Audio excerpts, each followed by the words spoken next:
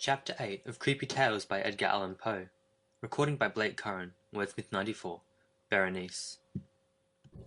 The epigraph reads, Decebent mihi sodalis, si sepulcrum amicae visitarum, curas meas aliquantalum forelevatus. Ebenziat. In English, this is, my companions told me I might find some alleviation of my misery, visiting the grave of my beloved.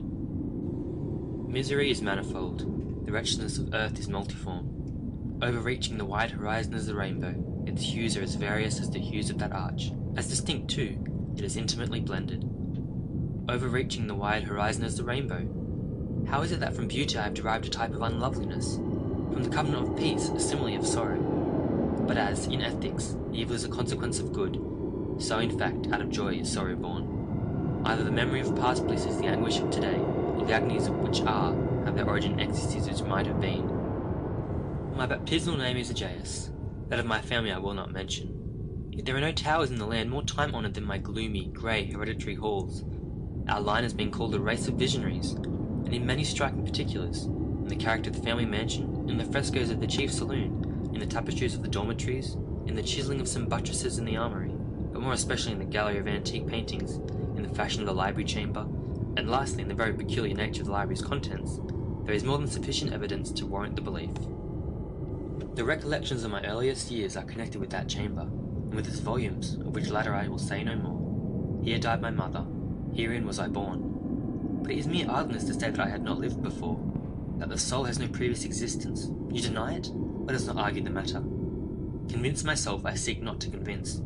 There is, however, a remembrance of aerial forms, of spiritual and meaning eyes, of sounds, musical yet sad. Remembrance which will not be excluded, a memory like a shadow, vague, variable, indefinite, unsteady, and like a shadow too, in the impossibility of my getting rid of it while the sunlight of my reason shall exist. In that chamber was I born, thus awaking from the long night of what seemed, but was not, non-entity, at once into the very regions of fairyland, into a palace of imagination, into the wild dominions of monastic thought and erudition. It is not singular that I gazed around me with a startled and ardent eye, that I loitered away my boyhood in books, and dissipated my youth in reverie. But it is singular that as years rolled away, and the noon of manhood found me still in the mansion of my fathers, it is wonderful what stagnation there fell upon the springs of my life, wonderful how total an inversion took place in the character of my commonest thought. The realities of the world affected me as visions, and as visions only, while the wild ideas of the land of dreams became, in turn, not the material of my everyday existence, but in very deed, that existence utterly and solely in itself. Berenice and I were cousins, and we grew up together in my paternal halls. Yet differently we grew. I, ill of health and buried in gloom. She, agile, graceful, and overflowing with energy. Hers the ramble on the hillside, mine the studies of the cloister. I living within my own heart, and addicted, body and soul, to the most intense and painful meditation. She, roaming carelessly through life, with no thought of the shadows in her path, or the silent flight of the raven-winged hours. Berenice! I call upon her name, Berenice! And from the grey ruins of memory, 1,000 tumultuous recollections are startled at the sound. Ah, vividly is her image before me now, as in the early days of her light-heartedness and joy. O gorgeous yet fantastic beauty! O sylph amid the shrubberies of Arnheim! O naiad among its foundations! And then all is mystery and terror, and a tale which should not be told. Disease, a fatal disease, fell like the simoon upon her frame, and even while I gazed upon her, the spirit of change swept over her, pervading her mind, her habits, and her character, and in a manner the most subtle and terrible, disturbing even the identity of her person. Alas, the destroyer came and went, and the victim? Where is she? I knew her not, or knew her no longer as Berenice. Among the numerous train of maladies superinduced by that fatal and primary one which effected a revolution of so horrible a kind in the moral and physical being of my cousin, may be mentioned as the most distressing and obstinate in its nature, a species of epilepsy not unfrequently terminating in trance itself, trance very nearly resembling positive dissolution, and from which her manner of recovery was in most instances startlingly abrupt. In the meantime, my own disease, for I had been told that I should call it by no other appellation, my own disease, then, grew rapidly upon me, and assumed finally a monomaniac character of a novel and extraordinary form, hourly and momently gaining vigour, and at length obtaining over me the most incomprehensible ascendancy. This monomania, if I must so term it, consisted in a morbid irritability of those properties of the mind in metaphysical science termed the attentive. It is more than probable that I am not understood, but I fear indeed that it is in no manner possible to convey to the mind of the merely general reader an adequate idea of that nervous intensity of interest with which, in my case, the powers of meditation, not to speak technically, busied and buried themselves in the contemplation of even the most ordinary objects of the universe.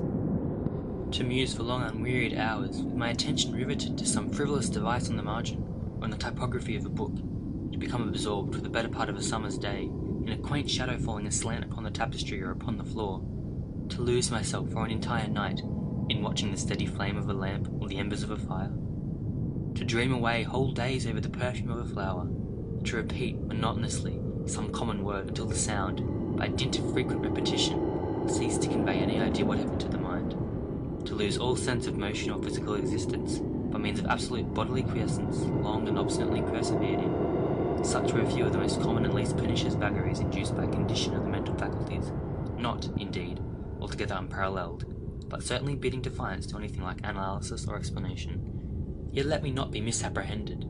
The undue, earnest, and morbid attention thus excited by objects in their own nature frivolous must not be confounded in character with that ruminating propensity common to all mankind, and more especially indulged in by persons of ardent imagination. It was not even, as might be at first supposed, an extreme condition or exaggeration of such propensity, but primarily and essentially distinct and different. In the one instance, the dreamer or enthusiast, being interested by an object usually not frivolous, imperceptibly loses sight of this object in a wilderness of deductions and suggestions issuing therefrom, until at the conclusion of a daydream often replete with luxury, he finds the incitamentum or first cause of his musings entirely vanished and forgotten. In my case, the primary object was invariably frivolous, although assuming, through the medium of my distempered vision, a refracted and unreal importance. Few deductions, if any, were made, and those few pertinaciously returning in upon the original object as a centre. The meditations were never pleasurable, and at the termination of the reverie, the first cause, so far from being out of sight, had attained that supernaturally exaggerated interest which was the prevailing feature of the disease. In a word, the powers of mind more particularly exercised were, with me, as I have said before, the attentive, and are, with the daydreamer, the speculative. My books, at this epoch, if they did not actually serve to irritate this disorder, partook, it will be perceived, largely in their imaginative and inconsequential nature, of the characteristic qualities of the disorder itself. I well remember, among others, the treatise of the noble Italian Cavalier Secundus Curio, De Amplitudine Beati Regni Dei, St. Austin's great work, The City of God, and Tertullian's De Cardine Christi, in which the paradoxical sentence, Mort tuus est Dei filius, cribile est quia ineptum est, et sepultus resurrexit, certum est quia impossibile est, occupied my undivided time for many weeks of laborious and fruitless investigation. Thus it will appear that, shaken from its balance only by trivial things, my reason bore resemblance to that ocean crag spoken of by Ptolemy Hephaestion, which steadily resisting the attacks of human violence, and the fiercer fury of the waters and the winds, trembled only to the touch of the flower called asphodel. And although to a careless thinker it might appear the matter beyond doubt, that the alteration produced by her unhappy malady, in the moral condition of Berenice, would afford me many objects of the exercise of that intense and abnormal meditation, whose nature I have been at some trouble in explaining, yet such was not in any degree the case. In the lucid intervals of my infirmity, her calamity indeed gave me pain, and taking deeply to heart that total wreck of her fair and gentle life, I did not fall to ponder frequently and bitterly upon the wonder-working means by which so strange a revolution had been so suddenly brought to pass. But these reflections partook not of the idiosyncrasy of my disease, and were such as would have occurred, under similar circumstances, to the ordinary mass of mankind. True to its own character, my disorder revelled in the less important but more startling changes wrought in the physical frame of Berenice, in the singular and most appalling distortion of her personal identity. During the brightest days of her unparalleled beauty, most surely I had never loved her. In the strange anomaly of my existence, feelings with me had never been of the heart, my passion always were of the mind. Through the grey of the early morning, among the trellised shadows of the forest at noonday, and in the silence of my library at night, she had flitted by my eyes, and I had seen her, not as the living and breathing Berenice, but as the Berenice of a dream, not as a being of the earth, earthy, but as the abstraction of such a being, not as a thing to admire, but to analyse, not as an object of love, but as a theme of the most abstruse although desultory speculation. And now I shuddered in her presence, and grew pale at her approach, yet bitterly lamenting her fallen and desolate condition. I called to mind that she had loved me long, and in an evil moment I spoke to her of marriage. And at length the period of our nuptials was approaching, when upon an afternoon in the winter of the year, one of those unseasonably warm, calm, and misty days which are the nurse of the beautiful halcyon, I sat, and sat as I thought alone, in the inner apartment of the library, but uplifting my eyes I saw that Berenice stood before me. Was it my own excited imagination, or the misty influence of the atmosphere, or the uncertain twilight of the chamber, or the grey draperies which fell around her figure, that caused in it so vacillating and indistinct an outline? I could not tell. She spoke no word, and I, not for worlds could I have uttered a syllable. An icy chill ran through my frame, a sense of insufferable anxiety oppressed me, a consuming curiosity pervaded my soul, and sinking back upon the chair, I remained for some time breathless and motionless, with my eyes riveted upon her person. Alas, its emaciation was excessive, and not one vestige of the former being lurked in any single line of the contour. My burning glances, at length, fell upon the face. The forehead was high, and very pale, and singularly placid, and the once jetty hair fell partially over it, and overshadowed the hollow temples with innumerable ringlets, now of a vivid yellow, and jarring discordantly, in their fantastic character, with the reigning melancholy of the countenance. The eyes were lifeless and lustreless, and seemingly pupilless, and I shrank involuntarily from their glassy stare to the contemplation of the thin and shrunken lips. They parted, and in a smile of peculiar meaning, the teeth of the changed Berenice disclosed themselves slowly to my view. Would to God that I had never beheld them, or that, having done so, I had died! The shutting of a door disturbed me, and looking up, I found that my cousin had departed from the chamber, but from the disordered chamber of my brain had not, alas, departed, and would not be driven away, the white and ghastly spectrum of the teeth. Not a speck on their surface, not a shade in their enamel, not an indenture in their edges, but what that period of her smile had sufficed to brand upon my memory. I saw them now even more unequivocally than I beheld them then. The teeth! Ah, the teeth!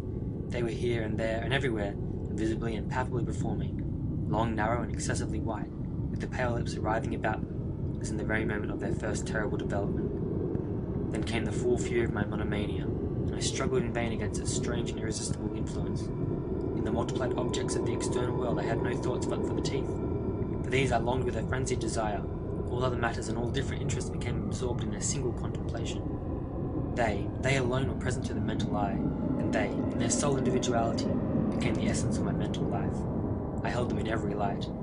I turned them in every attitude. I surveyed their characteristics.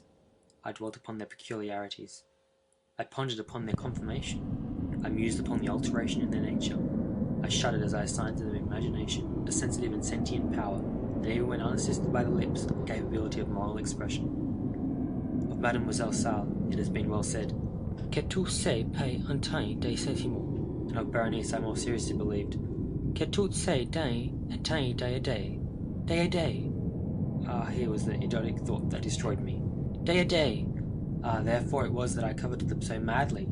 I felt that their possession could ever alone restore me to peace and give me back to reason. And the evening closed in upon me thus, and then the darkness came, and tarried, and went, and the day again dawned, and the mists of a second that were now gathering around. And still I sat motionless in that solitary room, still I sat buried in meditation, and still the phantasma of the teeth maintained its terrible ascendancy, as with the most vivid hideous distinctness, it floated about amid the changing lights and shadows of the chamber. At length there broke in upon my dreams a cries of horror and dismay, and thereunto, after a pause, succeeded the sound of troubled voices, intermingled with many low moanings of sorrow or of pain. I arose from my seat, and throwing open one of the doors of the library, saw standing out in the antechamber a servant maiden, all in tears, who told me that Berenice was no more. She had been seized with epilepsy in the early morning, and now at the closing in of the night, the grave was ready for its tenant, and all the preparations for the burial were completed. I found myself sitting in the library, and again sitting there alone. It seemed that I had newly awakened from a confused and exciting dream. I knew that it was now midnight, and I was well aware that since the setting of the sun, Berenice had been interred. But of that dreary period which intervened I had no positive, at least no definite comprehension. Yet its memory was replete with horror, horror more horrible from being vague, and terror more terrible from ambiguity. It was a fearful page in the record of my existence, written all over with dim and hideous and unintelligible recollections. I strived to decipher them, but in vain, while ever and anon, like the spirit of a departed sound, the shrill and piercing shriek of a female voice seemed to be ringing in my ears. I had done a deed. What was it? I asked myself the question aloud, but whispering echoes of the chamber answered me. What was it? On the table beside me burned a lamp, and near it lay a little box. It was of no remarkable character, and I had seen it frequently before, for it was the property of the family physician. But how came it there, upon my table, and why did I shudder in regarding it? These things were in no manner to be accounted for, and my eyes at length dropped to the open pages of a book, and to a sentence underscored therein. The words were the singular but simple ones of the poet Evan Zayat. Dicebent mihi sodales si sepulchrum amicae visitarum, curas meas aliquantulum foret levatus. Why then, as I perused them, did the hairs of my head erect themselves on end, and the blood of my body become congealed within my veins? There came a light tap at the library door, and, pale as a tenant of a tomb, a menial entered upon tiptoe. His looks were wild with terror, and he spoke to me in a voice tremulous, husky, and very low. What said he? Some broken sentences I heard. He told of a wild cry disturbing the silence of the night, of the gathering together of the household, of a search in the direction of the sound. Then his tones grew thrillingly distinct as he whispered me of a violet grey, with disfigured body enshrouded, yet still breathing, still palpitating, still alive. He pointed to garments, they were muddy and clotted with gore. I spoke not, and he took me gently by the hand. It was indented with the impress of human nails. He directed my attention to some object against the wall. I looked at it for some minutes. It was a spade. With a shriek, I bounded to the table and grasped the box that lay upon it. But I could not force it open, and in my tremor it slipped from my hands and fell heavily, and burst into pieces. And from it, with a rattling sound, there rolled up some instruments of dental surgery, intermingled with 32 small, white and ivory-looking substances that were scattered to and fro about the floor. End of Berenice, recorded by Blake Curran, Wordsmith 94. My blog is theotherblake.wordpress.com.